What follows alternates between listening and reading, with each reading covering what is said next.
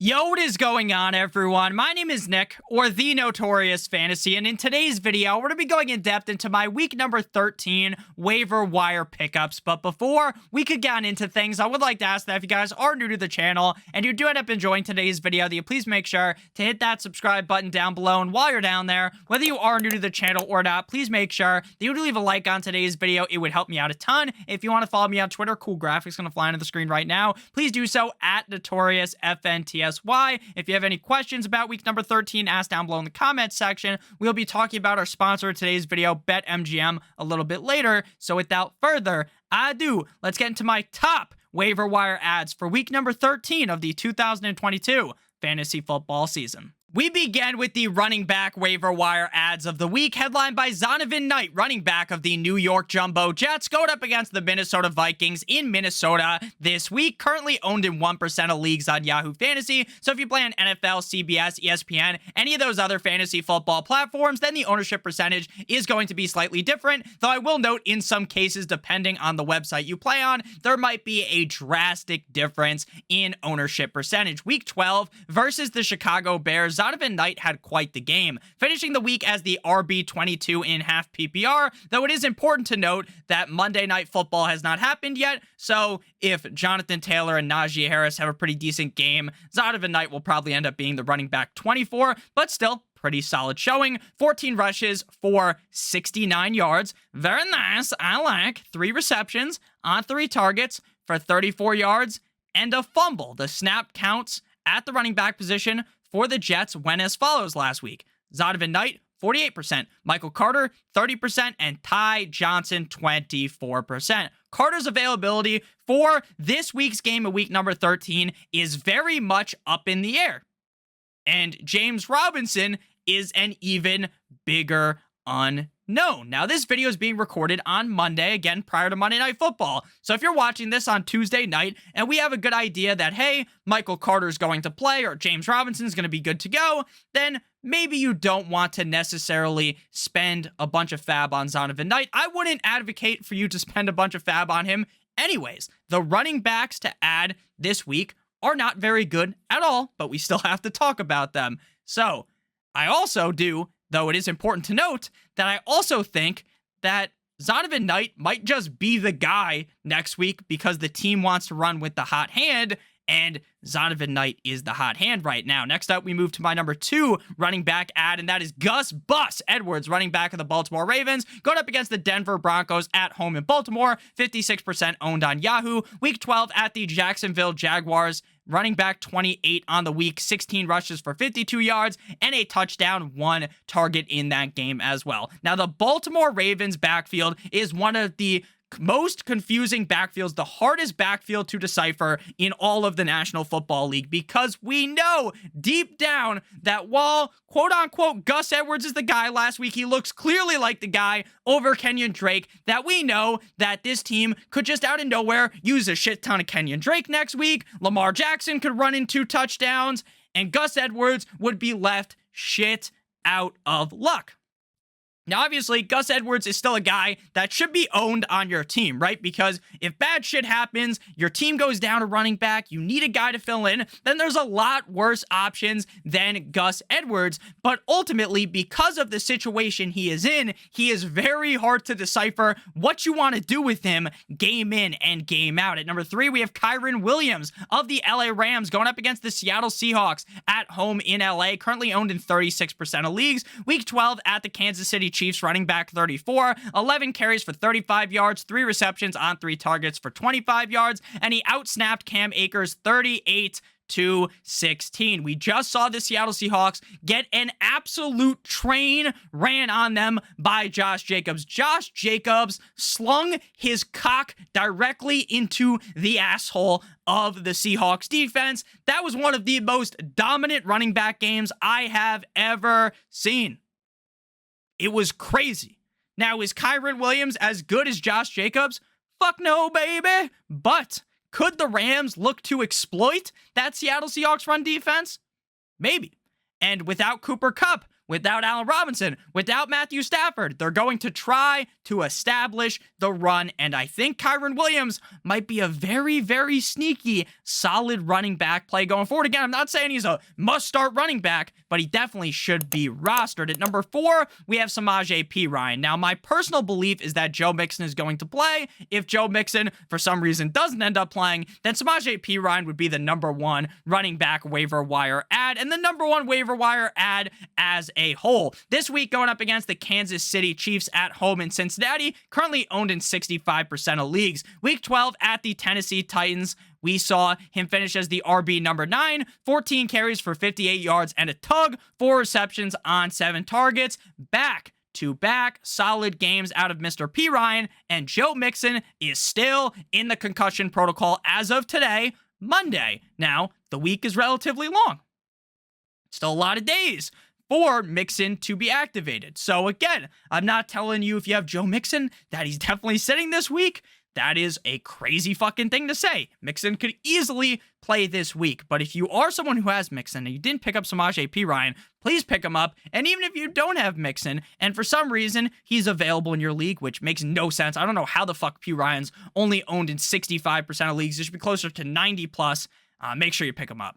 And if Mixon was to get hurt again, knock on wood, we don't root for injuries, Perine would be a legitimate league winner. At number 5, we have Melvin Gordon of the Kansas City Chiefs going up against the Cincinnati Bengals in Cincinnati, 46% owned on Yahoo. Last time out, he was on the Denver Broncos and went up against the Las Vegas Raiders in that game. 8 rushes for 31 yards, 5 receptions on 5 targets, and a fumble. So, not the best game imaginable.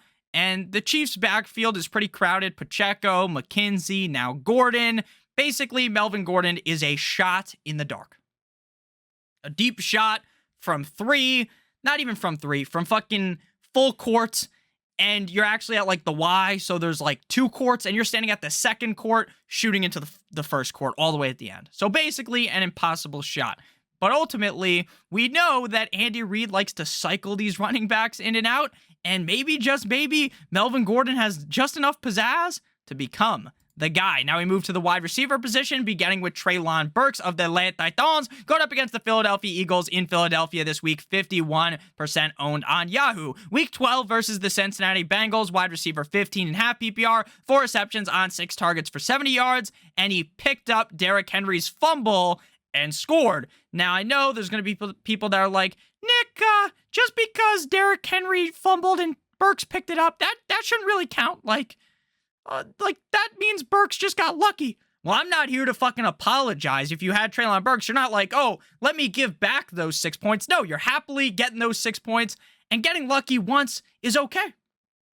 Because again, even if he didn't score, he still would have had a decent day. 4 receptions, 70 yards, and he's had back-to-back solid performances. Week 11 at the Green Bay Packers, 7 receptions on 8 targets for 111 yards in prime time. And over the last 2 weeks, he has had a target share of 22% total in this offense. Treylon Burks is incredibly legitimate. He is the clear number 1 wide receiver on this team. It's time that people start throwing more respect on Treylon Burks. But Nick, he's playing up against the Eagles this week. We just saw the Green Bay Packers with Jordan fucking Love under center be able to move the ball on the Philadelphia Eagles defense. I think Burks is going to be a sneaky good start this week. Before we pivot on into the rest of the wide receivers, then dip, dive, and duck, whatever the fuck they say in dodgeball, our way into the quarterbacks and tight ends, I would like to give you guys a quick word for our friends and our sponsor over at BetMGM. Now, if you're a brand new user to BetMGM, you're going to want to take advantage of this. So I'm going to throw it onto the screen right now. So you're going to sign up, click on the link in the video description down below. Then you're going to navigate to the top of the screen where it says soccer on BetMGM, and it has a little soccer ball next to it. Then you're going to scroll down, and you're going to bet $10 on any pre-game World Cup money line, and you will win $200 in free bets if another goal is scored during the World Cup, which is guaranteed to happen. Your bet could lose, you could get absolutely spanked, and guess what? As long as someone scores again in the World Cup, which is guaranteed to happen, you will receive $200 in free bets, and you can take those bets. You don't have to bet them on the World Cup. Bet them on the NFL, NBA, college football, college basketball, whatever sport you want. Or you can bet it again on the World Cup if you like the World Cup. So please make sure you take advantage of this right now because this offer will not last forever. My number 2 wide receiver waiver wire ad is Jameson Williams, wide receiver of the Detroit Lions, going up against the Jacksonville Jaguars at home in Detroit, currently owned in 39% of leagues. Now, last week, Ian Rappaport said that there is a good chance that Jameson Williams plays this week. Now, I definitely believe that in his comeback game, if it is this week against the Jaguars, that you shouldn't just be like, your mouth shouldn't start watering and you shouldn't start thinking, oh shit, I got to play Jameson Williams, the matchup, this, that, and the other thing, because I think there's a good chance that they use the just the tip approach where they stick just the tip in, we get a little bit of Jameson Williams, but nothing crazy, right? Not like the 1A, 1B scenario with Amon-Ra and Jameson Williams in his first game back. But I do think that eventually, as they keep ramping up and up and up and up his snaps on the team, then this guy could be a legitimate league winner. There's a reason why he was drafted so high in the 2022 NFL draft, because he's a legitimate speedster, excellent hands wide receiver. So again, while I'm not throwing him out to the dogs in week 13, what I am going to do is pick him up, stash him on the bench, see what happens. And I really do think he has all of the upside to be a league-winning wide receiver in fantasy, especially with how good this Lions offense is looking. Sadly, they choked against the Bills if you're a Lions fan, but still a very good game out of them. At number 3, we have Darius Slayton, wide receiver of the Giants, going up against the Commanders this week, 55% owned. This game is at MetLife. Last week on Thanksgiving in Jerry's World at Dallas, wide receiver 47 on the week in half PPR, 3 receptions on 6 targets for 63 yards. He has now been solid over the last 5 games. Obviously, last week in Jerry's World was a down game for Slayton on Thanksgiving. But again, one downish game, I'm not going to fucking panic. I'm not going to run away because look, there is barely anyone for Danny Dimes, Danny Stumbles, Danny Fumbles, Daniel Jones to throw the fucking ball to. Their wide receiver core is all in the hospital. They are all hurt. So unless they bring Odell Beckham Jr. in, which won't affect Darius Slayton this week, there is no one else to give the ball to. He has to throw the fucking ball to Darius Slayton. So again, while I don't think Slayton is the most talented player on earth, the Commanders' defense is pretty decent, but still, Darius Slayton should be in a good spot to succeed going forward because he's guaranteed to get targets in the offense because, again, they don't have anyone else to throw to. At number 4, we have Zay Jones of the Jacksonville Jaguars going up against the Detroit Lions in Detroit, 25% owned. Week 12 versus the Baltimore Ravens in a game that Doug Peterson had to take a wheelbarrow out to carry his nuts around. What a gutsy call at the end of the game. Wide receiver 5.5 PPR, 11 receptions on 14 targets for 145 yards. Now, Zay Jones is very clearly not the number 1 weapon on this team, but, and this is a big but like Kim fucking Kardashian, he has had 4 games with over 10 targets already. Trevor Lawrence looked exceptional, looked amazing. It's like, oh shit, that's why they drafted him with the number 1 overall pick last week. And maybe, because Lawrence continues to ride on this hot streak, then maybe, just maybe, Zay Jones could develop into a very reliable option game in and game out. To close out my waiver wire ads, if you guys have any other players you want to hear about, you got a question about, just ask them down below in the comment section. I'd love to talk to you guys down there. Van Jefferson, wide receiver of the LA Rams, going up against the Seattle Seahawks, 23% owned. Week 12 at the Kansas City Chiefs. Wide receiver 34.5 PPR, 3 receptions on 7 targets for 29 yards and a tug, 2 touchdowns in the last 3 games. Allen Robinson is done for the year, likely as is Cooper Kupp. Now, the quarterback situation in Van Jefferson's team, the LA Rams, is ugly. It's fucking gross. I don't like Bryce Perkins all that much, but ultimately, when you have the clear number 1 receiver on the team in Van Jefferson, and you can pick him up off the fucking waiver wire for free, even with a garbage can at the quarterback position, that still has a ton of fantasy football value. Now we pivot to the quarterback position with Deshaun Watson, quarterback of the Cleveland Browns, going up against the Houston Texans in Houston, 58% owned. It is absolutely hilarious how the NFL just so happens to suspend Watson for enough games so that his first game back is in Houston. Funny. This is his return game. Top 5 upside. Let's ride. Broncos country, let's ride. Let's see what he's got in him. He might not be the Deshaun Watson from 2 years ago. That was like amazing. He might be though. Matchup against the Texans, easy as fuck. Dolphins just sauced him up easily. 30 points in the first half unanswered. Deshaun Watson is going to go there with anger in his eyes. Like you know when Anakin turned to Darth Vader basically and he went to kill all the younglings?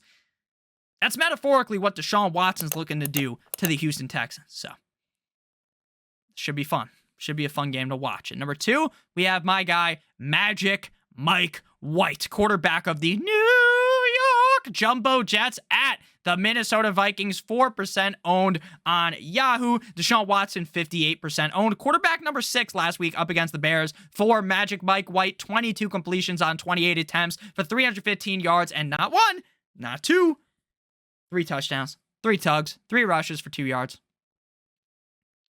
Zach Wilson? Mike White makes Zach Wilson look like he has no idea how to play quarterback. Mike White took this offense. He took Garrett Wilson. He took Elijah Moore. Elijah Moore doesn't do shit when Zach Wilson's out there. Elijah Moore is basically John Cena. He's invisible. You can't see him. And then magically, Mike White appears and Elijah Moore looks good. I wonder why. Because Elijah Moore is a good player. Zach Wilson is just absolute dog shit. And a lot of the time when I call someone dog shit, a lot in these videos, it's mostly a joke, right? It's just we're playing around, we're having a fun time. I don't necessarily think, and in reality, anyone who makes the NFL, incredibly talented. Incredibly talented. I can never make the NFL. Could never. But when it comes to Zach Wilson, this guy is bottom of the barrel, straight ass. Disgusting player. And not like when someone does something crazy and it's like, oh, damn, Pat Mahomes, that was fucking disgusting when he jumped and threw the ball and fucking did a 360 like he's playing fucking Warzone and threw the ball backwards, right? No, this is disgusting like imagining what your fucking grandma looks like naked right now, okay? That's how disgusting I'm talking about how Zach Wilson plays football. The guy is abysmally bad, and I hate the Jets. I'm a Jets hater. I like the Dolphins. But ultimately, my guy Magic Mike White might sling it against the Vikings. The Vikings defense not the best against the pass. At number 3, we have Trevor Lawrence, quarterback of the Jacksonville Jaguars, going up against the Detroit Lions in Detroit, 61% owned. Quarterback number 5 last week up against the Ravens, 1 spot higher than Mr. Mike White. 29 completions on 37 attempts in a masterclass of a game, 321 yards and 3 tugs, 2 rushes for 1 yards. Back-to-back Jordan 96-97 solid games, and now he gets a wet dream matchup up against the nut low defense, one of the worst defenses in all of the NFL in the Detroit Lions. I got to give Doug Peterson some props. I know the team doesn't have a great record, and some people be like, Nick, they only have like 3 wins. They're shit. Doug Peterson is this, that. When you actually look at it and you see the roster they have, great job, Doug Peterson. I'm proud of you. I love Doug Peterson, and I like Trevor Lawrence a ton this week. And that win against Baltimore was uber impressive. Now we move to the tight end position, beginning with my number 1 tight end, Foster Moreau of the Turn Your Volume Down, the Las Vegas Raiders, going up against the LA Chargers at home in Viva Las Vegas, 39% owned on Yahoo. Week 12 up against the Seattle Seahawks in Seattle, tight end, 8.5 PPR, 3 receptions on 7 targets for 33 yards and a touchdown. Has been really hit or miss this season. Really hit or miss, especially since Waller left, obviously, because that's when he kind of got the better role. But he does have solid upside. The Chargers defense isn't the best. This could be a really mano-a-mano high-scoring game. So I'm interested in Moreau this week. And we're going to talk about this here with Hunter Henry, but let's be honest, finding a real serviceable tight end this late into the season on the waiver wire is virtually impossible. Number 2, Hunter Henry of the Patriots, going up against the Buffalo Bills at home in Foxborough, 30% owned on Yahoo. Week 12 at Minnesota, tight end, 3.5 PPR, 3 receptions on 5 targets for 63 yards and a touchdown. Also scored another touchdown that we talked about on my Sunday live stream prior to the kickoff of the Sunday games. And we talked about how that really should be a touchdown. I know the rules don't say it's a touchdown, but that really was a touchdown. Again, you're just just jumping through the waiver wire, trying to pull out the shiniest tool. Maybe Henry doesn't work out. But again, it's hard to find a reliable tight end on the waiver wire. Moreau, 39% owned. Henry, 30% owned. Final player, 48% owned. Juwan Johnson of the New Orleans Saints going up against the Tampa Bay Buccaneers in Tampa.